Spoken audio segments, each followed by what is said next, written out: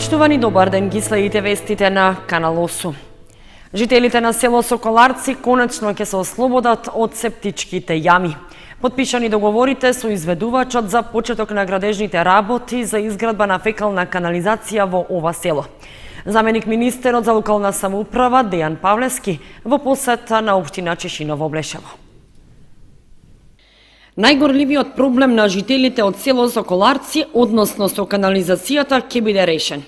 Подпишани договорите за воведување во работа на изведувачот на градежните работи за изградба на фекална канализација во село Соколарци. За реализација на овој проект обезбедени се вкупно 15,5 милиони денари, од кои 12 милиони се од Министерството за локална самоуправа и 3,5 милиони се сопствени средства на општината Чешиново Облешево. Почетокот на градежните работи и подпишувањето на договорите со изведувачот ги следеше и заменик министерот за локална самоуправа Дејан Павлевски.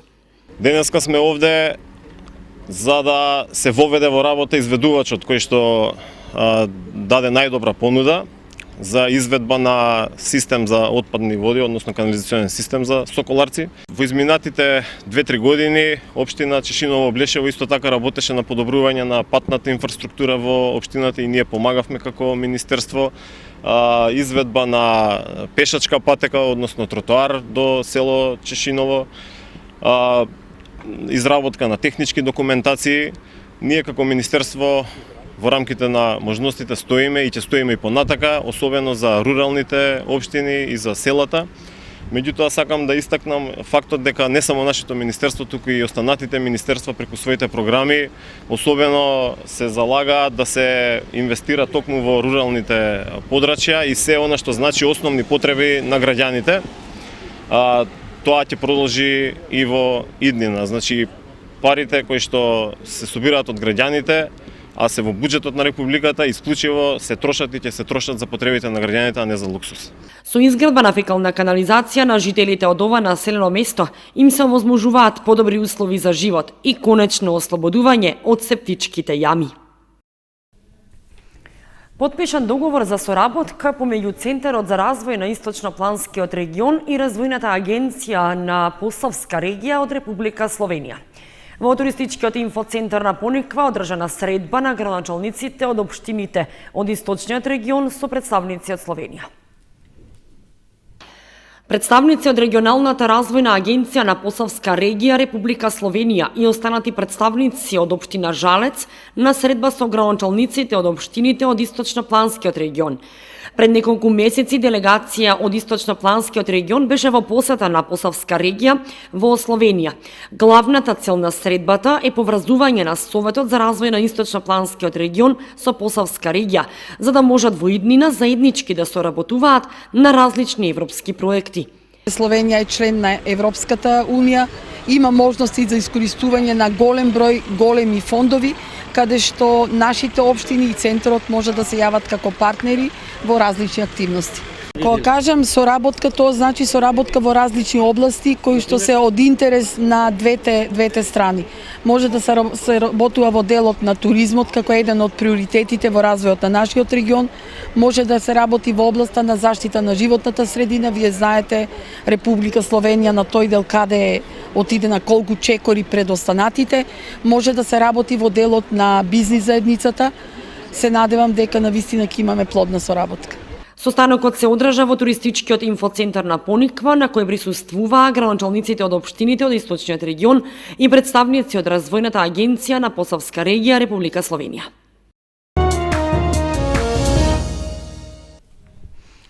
Голем пожар избувна утрово на кровот на зграда на улицата Теодосија Паунов во Кочани.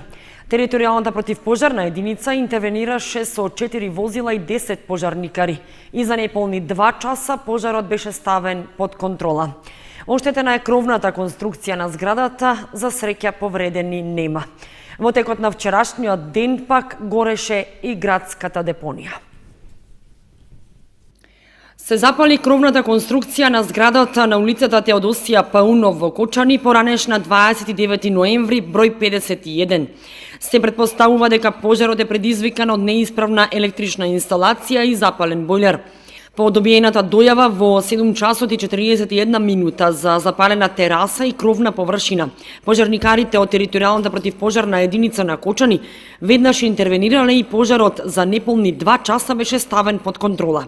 11 годишно дете било во станот кога настанал пожарот, но за среќа повредени нема, а од брзото ширење на огнот направена е материјална штета со изгорен бојлер, перална и целата кровна конструкција.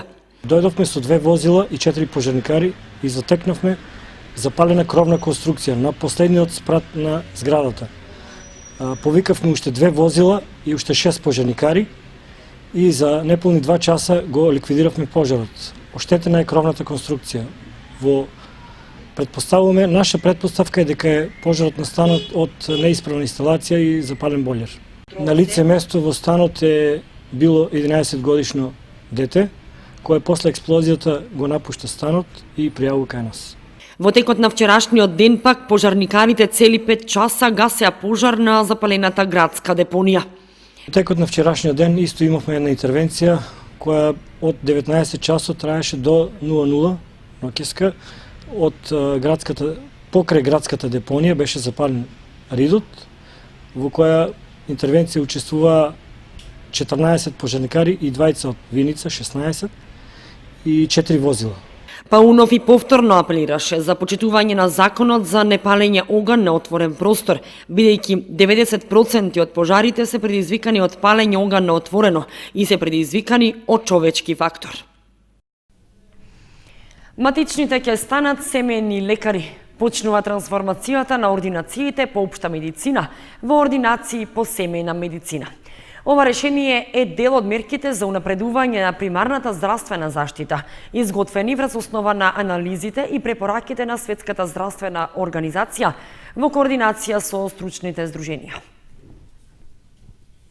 Специјалистите по семејна медицина од сега ќе може да почнат постапка за трансформација на своите ординации по општа медицина во ординации по семејна медицина, соопшти Министерството за здравство. Со ова, наведуваат во соопштението, се финализираше процедурата почната во февруари годинава, презентирана од Министерот за здравство Венко Филипче на првиот национален форум за здравство. Специјалистите по семејна медицина ќе може да нудат поголем број услуги од матичен лекар. Ова е само еден дел од унапредувањето на квалитетот на услугите во примарната здравствена заштита. На овој начин граѓаните ќе можат здравствената заштита да ја добијат поблиску до местото на живење, информираше министерот Филипче. Како што посочуваат од Министерството, оваа мерка е поздравена и од Сдруженијето на лекари по општа и семејна медицина, бидејќи на овој начин примарната здравствена заштита во која работи специјализиран кадар може да придонесе за значителни здравствени заштеди. Со навремено дијагностицирање и соодветен менаџмент на одредени состојби ќе дојде до растоварување на секундарното и терциерното ниво во здравствениот сектор. На овој начин ќе се создадат услови клиничките специјалисти да се посветат на покомплексни и потешки здравствени состојби, за поголема мотивираност на лекарите кои ќе бидат посветени на својата специјалност, а на овој начин ќе се намали и одливот како на постојниот кадар, така и на младите лекари, стои во соопштението.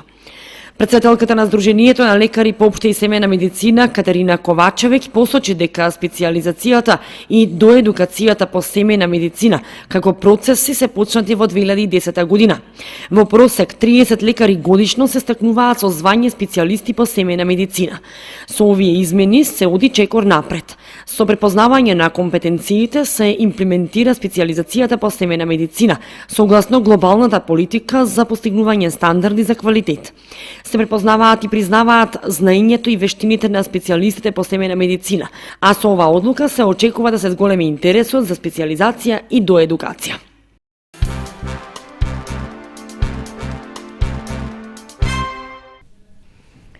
Републичкиот совет за безбедност на сообраќајот на патиштата со подсетување до возачите за дел од одредбите во Законот за безбедност во патниот сообраќај, кои се особено важни за безбедно и непречено одвивање на сообраќајот. Апелот доаѓа по податоците за големиот број на сообраќајни незгоди и загинати и повредени лица во незгодите.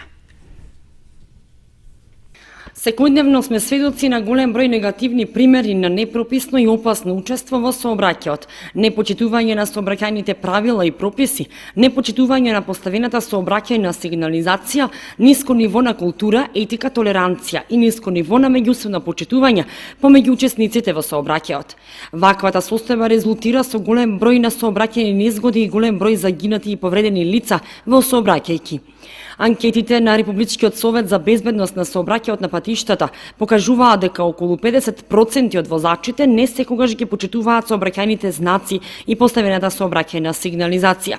Согласно на тоа, Републичкиот совет за безбедност на сообраќајот на патиштата со потсетување до возачите за дел од одредбите во Законот за безбедност во патниот сообраќај, кои се особено важни за безбедно и непречено одвивање на сообраќајот. Задолжително да се користат светла за осветлување на патот и дење и ноќе. Непочитување на оваа законска одредба се санкционира со парична казна, глоба од 15 евра дење, односно 35 евра ноќе. Возачот секогаш е должен да ја прилагоди брзината според условите во кои се одвива сообраќајот и според состојбата на патот. Брзината на движење на патиштата во Република Северна Македонија е ограничена 130 км на час на автопат, 110 км на час на пат резервиран за моторни возила, 90 км на час на останатите патишта. Најголема дозволена брзина во населено место е 50 км на час. Непочитувањето на оваа законска одредба во зависност од големината на пречекорувањето се санкционира со парична глоба од 10 до 400 евра. Користењето сигурносен појас во возилото е задолжително не само на возачот, туку и за возилата кои се превезуваат во возилото. Дозволено количество алкохол во крвта кај возачите изнесува 0,5 промили. Кај професионалните возачи и возачите почетници не е дозволено никакво количество алкохол во крвта. На предното седиште во возилото не сме да се превезуваат деца до 12 годишна возраст и лице кои се под дејство на алкохол. Возачот додека го управува возилото не сме да користи мобилен телефон. Возачот кој учествува во сообраќајна незгода во која има загинато или повредено лице или настанала голема материјална штета, не сме да го напушти местото на незгодата, освен ако укажува помош на лицата настрадани во неа. Возачот кој ќе се затекне или најде на место на кое е случајна сообраќајка, должен е на барање на полицискиот службеник да го превезе лицето повредено во сообраќајната незгода до најблиската здравствена установа. На 28 август се слави празникот Успение на Пресвета Богородица или кај народот познат како Голема Богородица. Оние кои постели и се подготвиле се причестуваат на овој ден, а во сите храмови се изнесува плаштаницата на Богородица на која верниците се поклонуваат. Успение на Пресвета Богородица или кај народот познат како Голема Богородица се празнува на 28 август. На празникот му претходи двонеделен пост, а оние кои постели и се подготвиле се причестуваат на овој ден. Во сите православни храмови се изнесува плаштаницата на Богородица, на која верниците се поклонуваат. Свештениците го објаснуваат значењето на празникот Успение на Пресвета Богородица. Светата православна црква го чествува споменот на Успението на Пресветата Владичица наша Богородица. Празник кај народот познат како Голема Богородица. Значи самиот термин Успение го означува преминувањето од овоземниот живот на небесниот. И како што сведочи самата православна црква, во Христос нема мртви, туку сите се живи, така ова е едно јасно сведоштво за општото воскресение. Имено знаеме од житието и од синаксарите на овој празник дека кога дошол апостолот Тома да се поклони на посмртните останки на нашата владичица, а тој незиното тело го нашол вознесено. Имено знаеме дека овој празник има развиен култ низ целата православна екумена, така како што можете да видите денес по извршувањето на празничната вечерна богослужба беше изнесена плаштаницата, погребната плаштаница на која што сите верници кои што беа присутни се поклонија на Успението на Пресветата Владичица наша Богородица, а утре како и секогаш очекуваме голем број на верници кои што доаѓаат, кои што се претходно подготвиле нели да пристапат и да се соединат со телото и крвта Христови како една круна на завршениот Богородичен пост. Православните храмови се преполни на празникот Успение на Пресвета Богородица. Овој празник во нашиот крај има голем култ и верниците имаат почит кон Мајката Божја. Палат цвеќи, подигнуваат панагии и се молат за здравје и среќа.